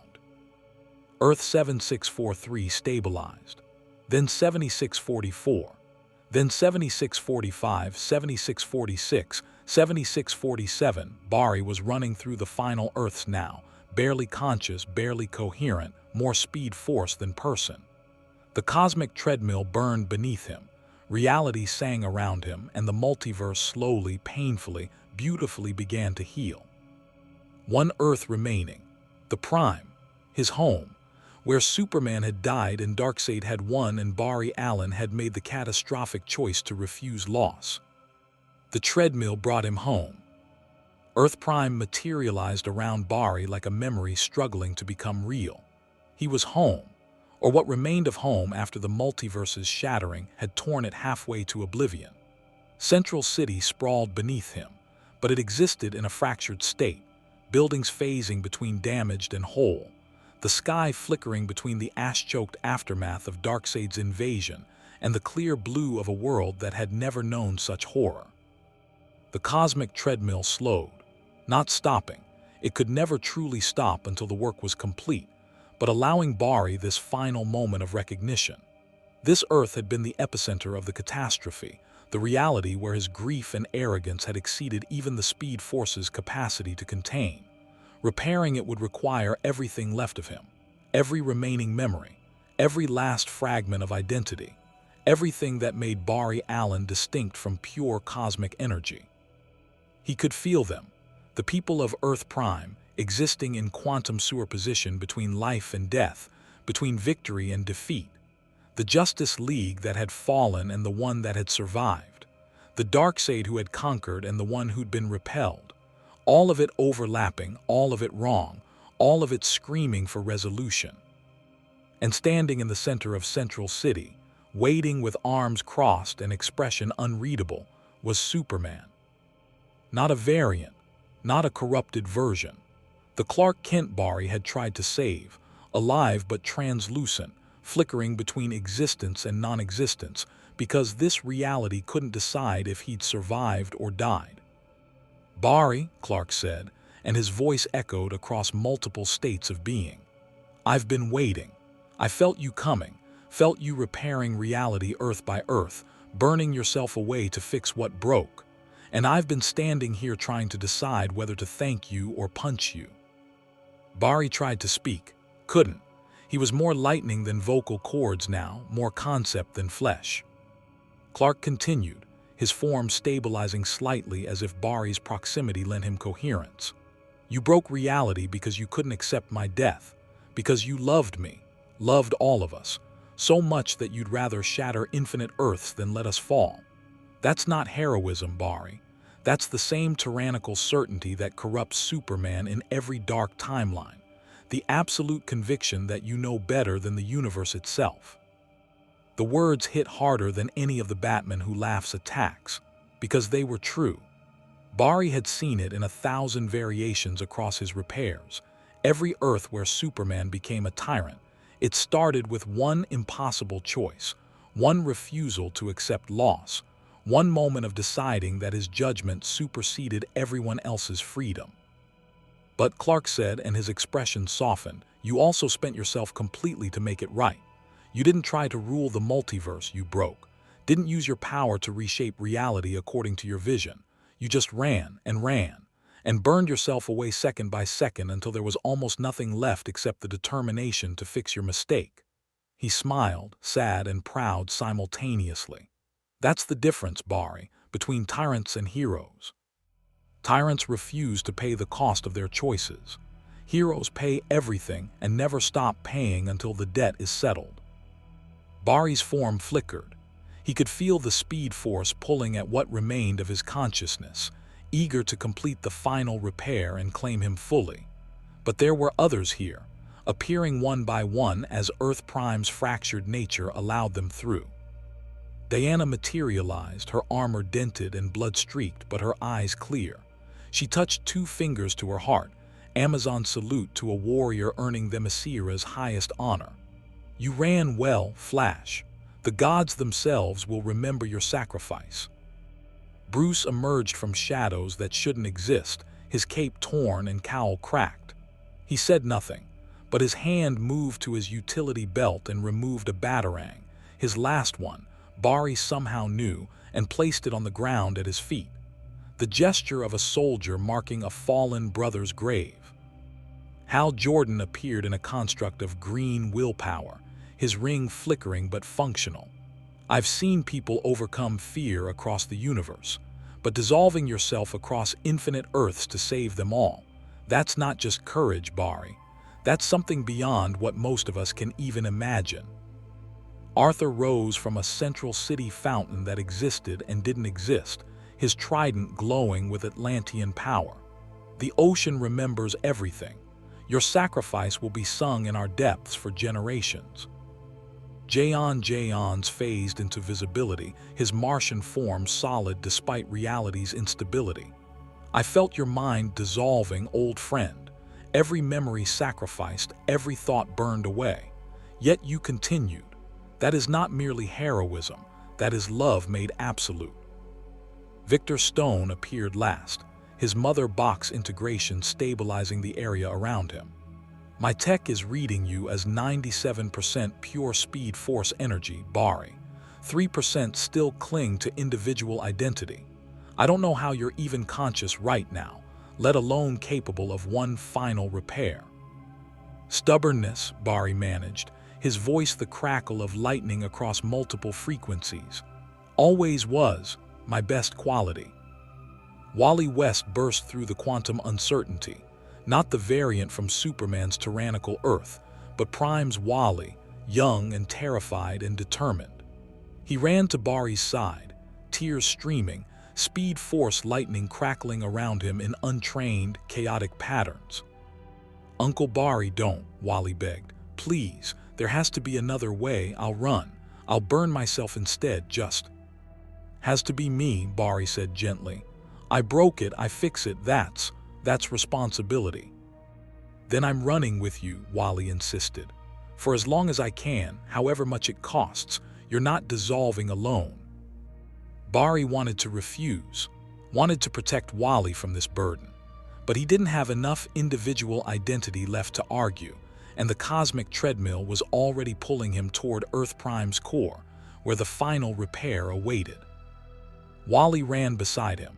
So did the others, not speedsters, but heroes refusing to let their brother face oblivion without a witness. Superman flew at speeds that bent physics. Wonder Woman called upon Hermes' blessing to match their pace. Flash constructs carried Batman, Hal, Arthur, Jayon, and Victor through the dimensional layers toward Earth Prime's fundamental structure. They ran through Central City, through its quantum states, through the layers of reality that most humans never perceived. And as they ran, Barry began the final repair. Speed Force energy erupted from him in waves, each pulse costing another memory, another fragment of self. He poured power into Earth Prime's fractured vibrational frequency, forcing the overlapping states to collapse into a singular coherent reality. He chose the timeline where Superman lived, where all of them lived, where Darkseid's invasion was repelled at terrible cost, but without absolute loss. Because if Barry Allen had learned anything across his infinite run, it was that heroes survived not through refusing death, but through accepting it when necessary and refusing it when possible. The Justice League watched Barry burn, watched golden lightning consume the man they'd known, the friend who'd made them laugh with terrible science puns, the hero who'd always arrived exactly when needed most. They watched him dissolve second by second, memory by memory, until Barry Allen was barely a whisper of identity within a vast cosmic force. "I'm losing him," Wally gasped, his hand passing through Barry's increasingly transparent form. "Uncle Barry, please hold on." "Can't," Barry said, and his voice was wind and lightning and the sound of inevitable dissolution. "But it's okay, I can. I can feel them, all of them, every speedster who dissolved. Jay and Jesse and Bart and the infinite Barrys who sacrificed themselves. We're all Speed Force now, all connected, all part of something bigger." "You're supposed to survive," Clark said, his voice breaking. "Heroes are supposed to survive. That's what makes it heroism instead of suicide." This time, Barry's form was barely humanoid now, more suggestion than substance. "But that's okay. Because I'm not ending, Clark, I'm becoming foundation, structure. The living speed force that'll hold the multiverse together. Every speedster from now until reality finally dies will draw on power that's partly me. Every impossible run, every last-second rescue, every time someone refuses to give up because speed gives them one more chance, that'll be me too. Not dying, just changing." Earth Prime stabilized beneath them. The fractured states collapsed into a singular timeline. Buildings became solid, the sky cleared, and across the planet, people who'd been frozen in quantum uncertainty suddenly gasped back into full existence, unaware they'd been anything but completely real. The cosmic treadmill slowed, stopped. The run was complete, every Earth repaired, every timeline stabilized. The multiverse held together by Speed Force energy that Barry Allen had woven through its fundamental structure, a living foundation that would endure as long as reality itself. Zura the Monitor appeared, her cosmic form barely contained in three-dimensional space. "It is done," she said quietly. "The multiverse lives, scarred, diminished from what it was, but alive and stable. Well done, Barry Allen. Now comes the price." Barry felt it, the final pull, the Speed Force claiming everything that remained. His name, his face, the last fragments of memory that made him distinct from pure energy. 30 seconds, Zia had promised. 30 seconds to say goodbye before Barry Allen ceased completely. He looked at his friends, his family, and tried to memorize them one final time. Clark's earnest expression, Diana's warrior's pride, Brussa's carefully hidden grief, Hal's defiant hope, Arthur's solid presence, Ja'un's telepathic embrace, Victor's technological bond, and Wally, young Wally, who would carry the Flash legacy forward, who would be better than Barry had been because he'd learned from Barry's mistakes. "Tell Iris," Barry started, then stopped, because he couldn't remember what Iris looked like anymore, couldn't recall her voice or laugh or the way she'd believed in him even when he didn't believe in himself. The memory was gone, burned away, sacrificed to repair some Earth he'd never even visited. Tell her I remembered her until I couldn't remember anything. That has to count for something." "It counts for everything," Clark said firmly. 20 seconds. Tell the world, Barry continued, his voice fading, that the Flash saved them, not because I was special, not because I was powerful, but because someone had to run, someone had to try, and I was there. I was fast enough, and I refused to stop until the job was done. They'll build statues, Wally said through tears. Monuments, your name will live forever. Don't need that, Barry said. Just be better, all of you. Learn from what I did wrong, accept loss when you must, fight death when you can, but never ever think you're wise enough to reshape reality because you can't handle grief. That's not heroism, that's just fear dressed in Speed Force lightning. 10 seconds. The Justice League stood in a circle around what remained of Barry Allen. They didn't speak, couldn't really, because what words existed for this moment? Instead, they simply bore witness. Heroes honoring a hero. Friends saying goodbye to a friend who'd made one catastrophic mistake and then spent himself completely to make it right. 5 seconds. Barry could barely think now, barely hold onto the concept of I or me or individual existence. The Speed Force was singing, welcoming him home, preparing to distribute his consciousness across infinite timelines as a living foundation. He'd exist in every lightning bolt, every impossible rescue, every moment when someone ran faster than physics allowed because hope demanded the attempt. 3 seconds. Thank you, Barry managed. Not to them, to everyone. Every person across every Earth who'd ever believed heroism mattered. Every speedster who'd dissolved so he could complete the run. Every variant of himself who'd made different choices but tried to be good anyway. Thank you for making it worth it. 1 second. Clark Kent reached out, his hand passing through Barry's dissolving form, trying to hold onto his friend for one impossible moment longer. We'll remember, he promised. All of us. We'll remember what you paid, what you sacrificed, and we'll try, God will try so hard to be worthy of it. 0. Barry Allen dissolved into the Speed Force completely. His consciousness fragmented across infinite realities, his identity dispersed into cosmic energy, his existence transformed from person to principle. The golden lightning that had been his body scattered across dimensions, weaving itself into the multiverse's fundamental structure, becoming the foundation that would hold reality together. And in that final instant, that quantum moment between being and non-being, Barry understood what he'd truly accomplished. Not redemption, not heroism, not even a sacrifice in the traditional sense. He'd learned acceptance, had finally understood that loss was inevitable, death was natural, and the universe didn't require his permission to be what it was. He'd broken reality by refusing to accept Superman's death. He'd repaired it by accepting his own dissolution. And in that acceptance, that final surrender of ego and control and the tyrannical certainty that he knew best, Barry Allen became something purer than hero or martyr or even legend. He became hope itself, the living promise that even when darkness won, even when heroes fell, even when reality itself shattered, someone would run, someone would try, someone would burn themselves away second by second until the impossible became merely difficult and the difficult became achievable. The Speed Force thrummed with his essence, and across the multiverse every speedster felt it, a warmth, a welcome, a sense that they weren't running alone anymore. Barry Allen was with them now, would always be with them, every impossible run, every last-second rescue, every time they pushed past their limits because lives depended on it. The Flash was dead. The Flash was eternal. The Flash had dissolved into lightning and would never truly die.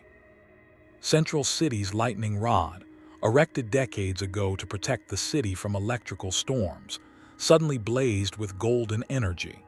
And in that light, for just one heartbeat, the people below saw a figure. Scarlet costume, lightning bolt emblem, face obscured by speed and distance, and something approaching divinity. The figure saluted, then scattered into infinite particles of light.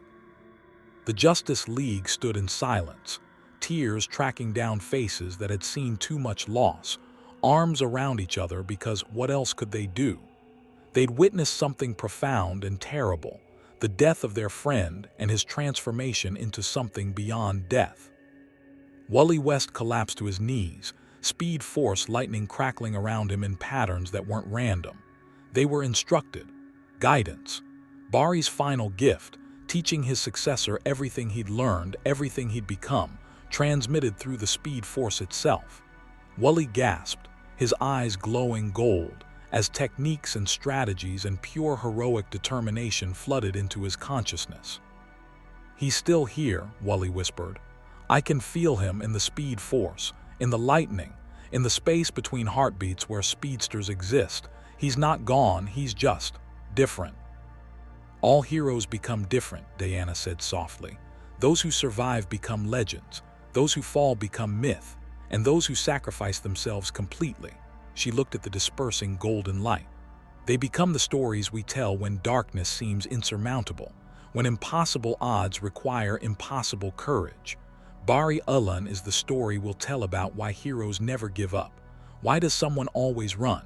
Why hope endures even in entropy's shadow?"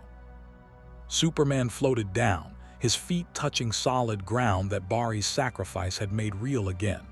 He looked at his hands, solid, corporeal, fully existing instead of flickering between states. He chose my life over his dissolution. Chose to repair the timeline where I survived rather than any other possibility. I'll spend the rest of my existence trying to be worthy of that choice. "We all will," Bruce said quietly. "That's his legacy. Not monuments or statues or names carved in stone, but heroes pushing themselves harder, refusing to give up, running toward impossible situations because Bari Allen proved that impossible just means nobody's tried hard enough yet." Hal Jordan created a construct, a massive lightning bolt of green energy that would orbit Earth as a permanent memorial. The Green Lantern Corps will remember this across the universe. The speedster who outran death by becoming it. The hero who fixed his mistake by accepting its cost completely. The Watchtower's communication systems suddenly activated, broadcasting across all Justice League channels. Iris West's voice, journalist and wife and widow, speaking with the controlled professionalism of someone who'd spent 17 years documenting atrocity and never losing faith that truth mattered. "This is Iris West Allen with a message that will be broadcast across every reality in the repaired multiverse. My husband, Bari Allen, the Flash, sacrificed himself today, not in battle, not in glorious combat against cosmic evil, but in quiet, absolute dissolution spread across thousands of Earths, repairing what his grief had broken. He made a mistake, the biggest mistake perhaps any hero has ever made, and he spent himself completely fixing it." Her voice cracked slightly, but she continued. "So remember his name, Bari Allen, the Flash. The man who ran so fast he broke reality, then ran faster still to repair it. Remember that heroes are human, that they make mistakes, that arrogance and grief can corrupt even the best intentions. But remember too that true heroism isn't refusing to fall, it's paying whatever price redemption demands and never stopping until the debt is settled." Across the multiverse, across the 4,897 Earths Bari had repaired, people looked up at skis that had stabilized, at worlds that had stopped bleeding into each other, at realities that functioned again, because one man had refused to stop running even as he burned away. They didn't know what had saved them, couldn't comprehend the scale of sacrifice required, but they felt it, a warmth in their chests, a certainty that even when darkness seemed absolute, somewhere in the universe someone was running toward hope instead of away from despair. The Speed Force hummed with satisfaction. Its chosen champion had completed his impossible task, had become a living foundation for reality itself, had transformed from fallible hero into something approaching cosmic principle. And in the space between lightning bolts in the quantum foam where speedsters access their power, Bari Allen's consciousness existed in a distributed state, not individual anymore, not capable of thought in the traditional sense, but aware, present, part of every impossible run from now until reality finally ended. He couldn't remember his name, couldn't recall faces or lives or the specific grief that had started his catastrophic run, but he remembered the feeling, the sensation of running toward danger because someone had to, of pushing past limits because surrender wasn't acceptable, of burning yourself away second by second. After all, the cost of inaction exceeded the cost of dissolution. That memory was enough. That memory was everything. That memory would endure as long as heroes existed to need the Speed Force's power. Thunder rolled across Central City, not the storm variety but the kind that sounded suspiciously like cosmic applause. The sky cleared completely. Birds sang. Life continued. And in the Flash Museum, rebuilt in instant as reality stabilized, a new exhibit appeared spontaneously. It was simple, just a lightning bolt carved from crystal that seemed to glow from within, and beneath it, words that would be read by millions across the years.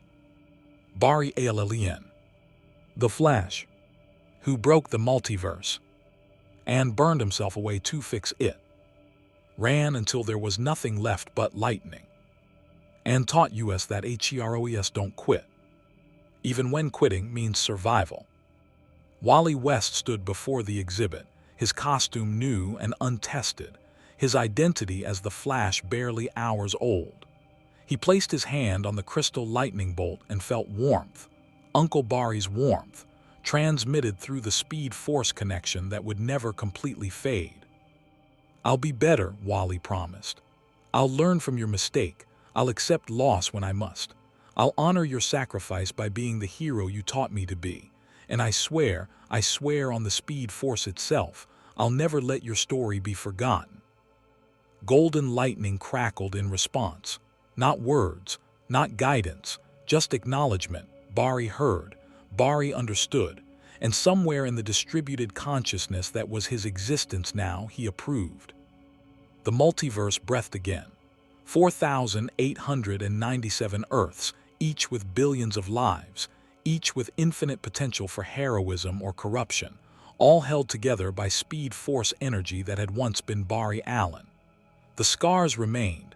Places where reality had fractured would always be weaker, more prone to dimensional breaches, requiring eternal vigilance.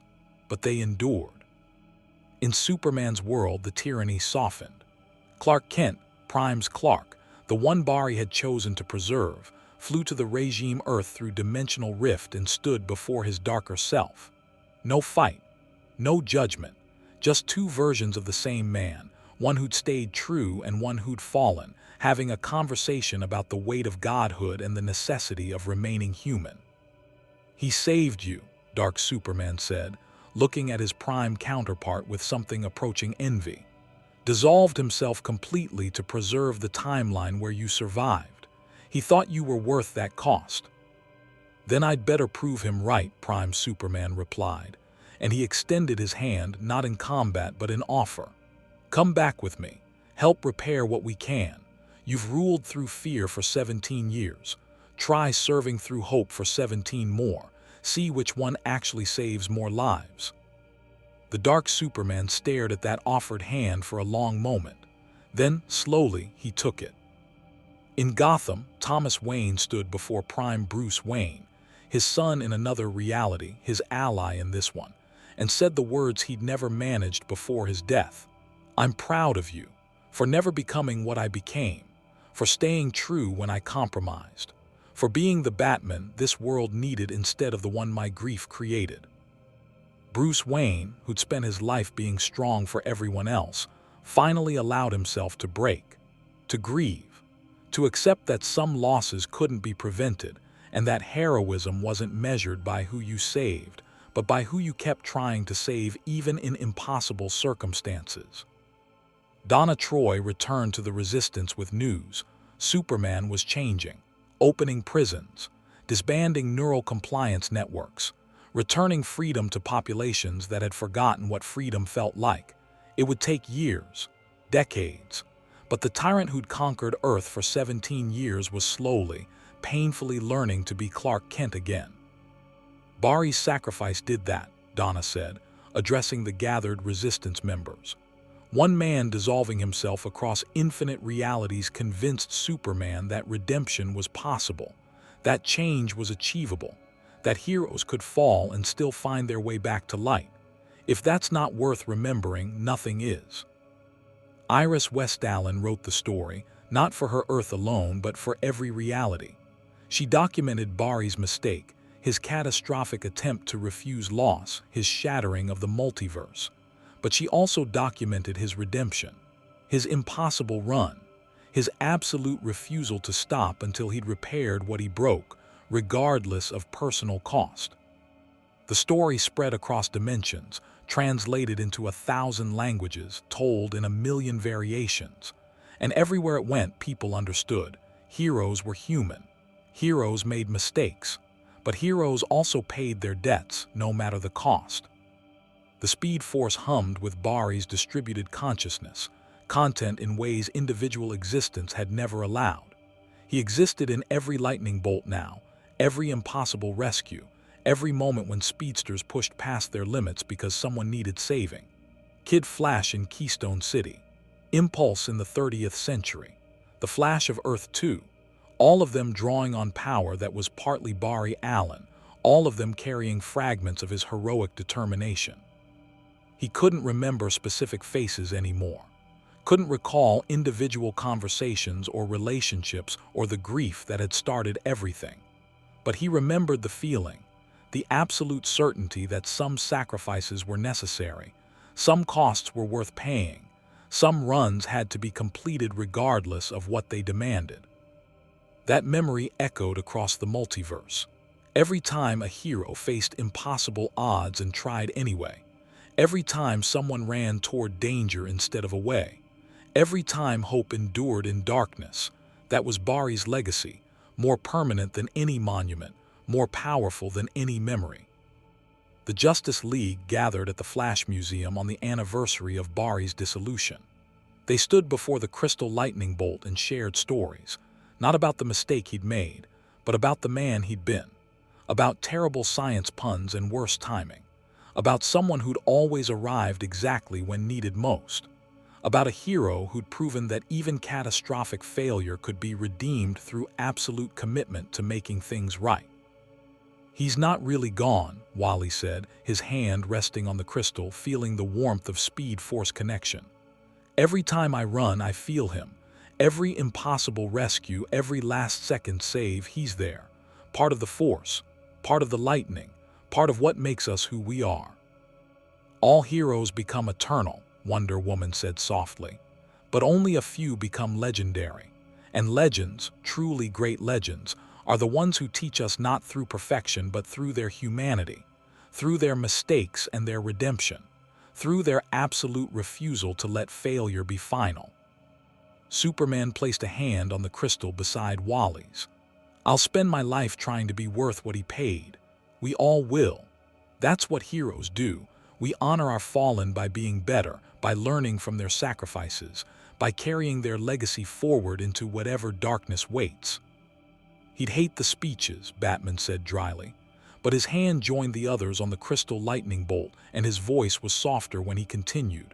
"But he'd love that we're here, that we remembered, that his sacrifice mattered enough for us to gather and honor it. Bari Allen ran until there was nothing left but lightning and legacy. That's enough. That's more than enough. That's everything."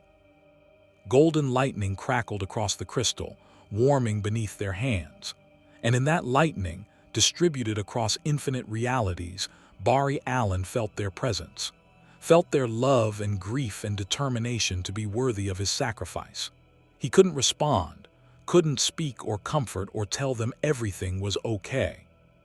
But he could run, would always run, through them, with them, as the living foundation of a multiverse held together by one man's absolute refusal to let his mistake be final. The Flash was dead. Long live the Flash. And somewhere in the Speed Force, woven into cosmic lightning that connected infinite realities, Bari Allen smiled, not with a face, not with a body, but with the pure essence of heroic satisfaction that transcended individual existence. He'd broken the multiverse. He'd paid the price. And he'd proven, finally and absolutely, that redemption was always possible for those willing to run far enough, fast enough, and burn brightly enough to light the way home. The multiverse breathed. Heroes ran. Lightning crackled across dimensional barriers. And Barry Allen's legacy endured, not as warning, not as cautionary tale, but as promise that even the darkest mistakes could be illuminated by sufficient sacrifice. Hope shines brightest in the darkest night. More stories await.